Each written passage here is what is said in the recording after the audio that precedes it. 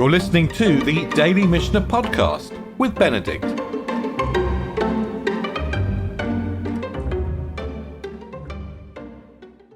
We're going to begin the tractate of Gittin, the tractate of divorce.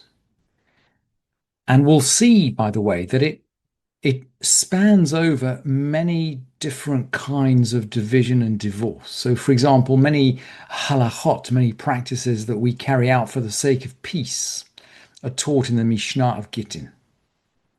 The stories about the destruction of the temple, the separation of the people of Israel from the land of Israel, are taught in the Gemara in Gittin. And of course, we'll see, by the way, right the way through the tractates, both of Gittin and of Kiddushin, both of divorce and of betrothal, that the sages perpetually make a parallel between relationships between husband and wife and between the people of Israel and the land of Israel. So while the Mishnah of Gittin is 9 chapters and it explores, questions of get from many different angles, it's going to explore other areas as well, but particularly other areas related to separation or to peace.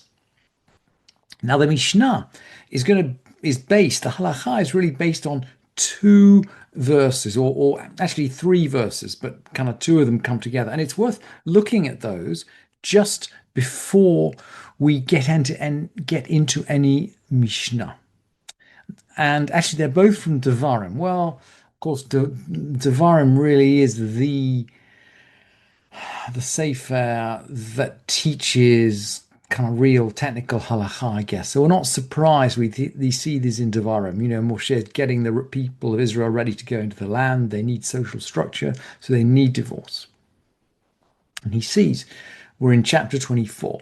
Ki kach ish isha uvala v'hayim lo timtzachein beinav.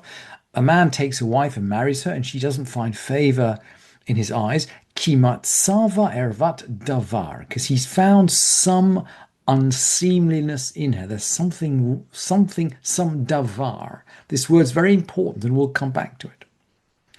So what does he do? V'chatavla sefer kritut. He writes her a bill of, well, it's translated here divorce, but the word means cut. He writes her a bill of cutting off, a document of cutting off. And we'll see that the document has to be written, and we'll see that the document has to make complete separation. So I've translated it here as divorce following Safaria, but it's really a document of cutting off. That's what a get is. It makes the recipient completely free. V'natan biyada, and he gives it into her hand. She has to receive the get. V'shicha mibeito, and she leaves his house. V'yatsa mibeito v'helcha v'hayta le'isha, and fine, and then v'hayta le'ish acher, and then she can get married to somebody else. She's completely free. Now we mentioned the word davar. He finds some davar, something about it. There's a reason why he initiates the divorce. And divorce, by the way, can only be initiated by the man in halakha. This is one of the we're still suffering from this problem today. This is one of the ways in which divorce is created. It's an imperfect setup, but it requires a davar. And elsewhere in Devarim, actually 5 chapters earlier, we learn a halakha related to witnesses. We need 2 witnesses. One witness is not useful for most purposes. Now we'll see in a minute in the first Mishnah. In fact, for some purposes, we do use 1 witness because it's important. I mean, in the eyes of the sages, it's important that women are able to get divorced. So we do sometimes use 1 witness, but in principle, 2 witnesses are required. And this verse in Devarim, in Deuteronomy, also uses the word davar. Al pi shnei edim, or al pi shelosha edim yakum davar. A davar, a thing, a matter. Same word as we had in the text on divorce. A matter, a thing, a davar is established in the mouth of 2 witnesses or 3 witnesses. So we're going to have 2 or 3 witnesses witness the get. The get has to be written, it has to be given to the woman, and it has to have two witnesses. So let's keep that in mind now, and let's just we're just going to look at the first two Mishnayot. We're going to just start very gently. Hamevi get mi mudinat hayam. Someone who brings a get from abroad. So, gosh, well, that's difficult. We've learned already just from the verses that the husband has to give it to the wife. Well, what if the husband and the wife are in different places, different cities, we'll see, or different countries? And so a get is routinely given by a messenger.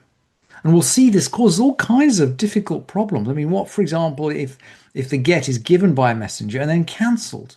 Is it a valid get or not? So we can see there are complications when we transmit a get by messenger. But we need to know that it was properly written. And actually, for this purpose, we're going to take one witness. We're going to take one witness that it was properly witnessed by two in the first place. So let's go back to the Mishnah. Hamevi get mi medinat hayam. Someone brings a get from abroad.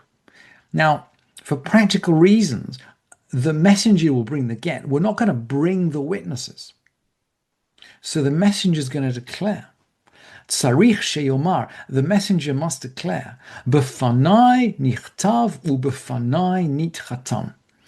In my presence it was written, and in my presence it was signed. I.e., the witnesses aren't present with me now, but I testify that I saw those witnesses, I saw the get written, I saw it being signed in the presence of witnesses. Rabban Gamliel says, Af hamevi mirakam or min haheger, even someone who brings it from rakam or from heger.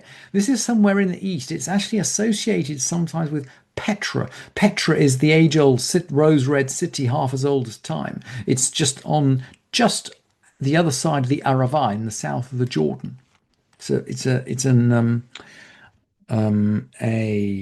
Nabatean city. So it would have been active actually. It would have been active in the time of the Mishnah. The Mishnah would have known about Petra. So even someone who brings it from Rechem, which seems to be a border town, and Rabbi Eliezer says, Afilu mi Kfar Ludim lelud, even from Kfar Ludim to Lud. Kfar Ludim is just outside the land of Israel. And the Gemara raised the possibility that the reason we're doing this is not just distance, but perhaps people in these places don't understand how to write a get properly. So maybe we're anxious about the distance, maybe we're anxious about the knowledge of the Batei Din in these places.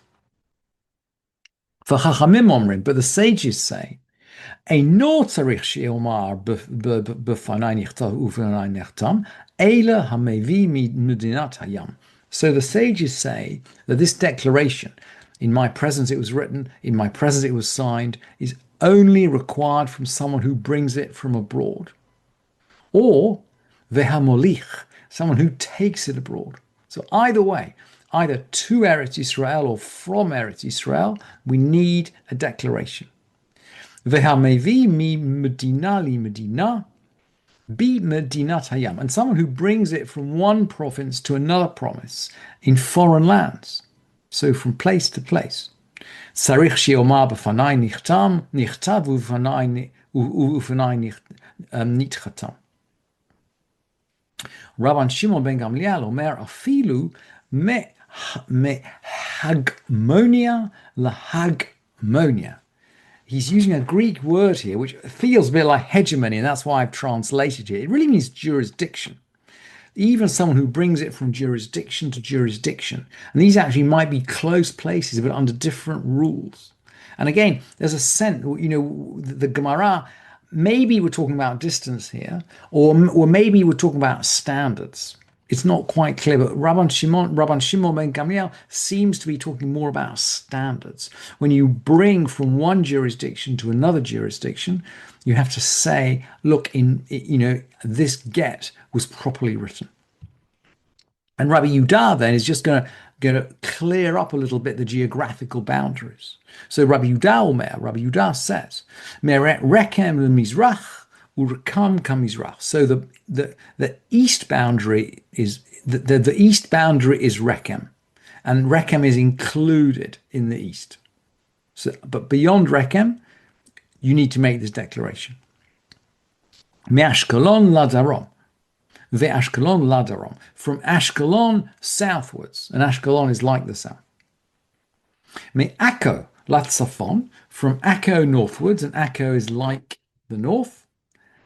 And Rabbi Meir says, Akko ke'eretz Yisrael la Gittin. Akko actually says, Rabbi Meir says that Akko is actually inside the land of Israel. So in other words, it's not from Akko, it's from the boundary of Akko outside Akko.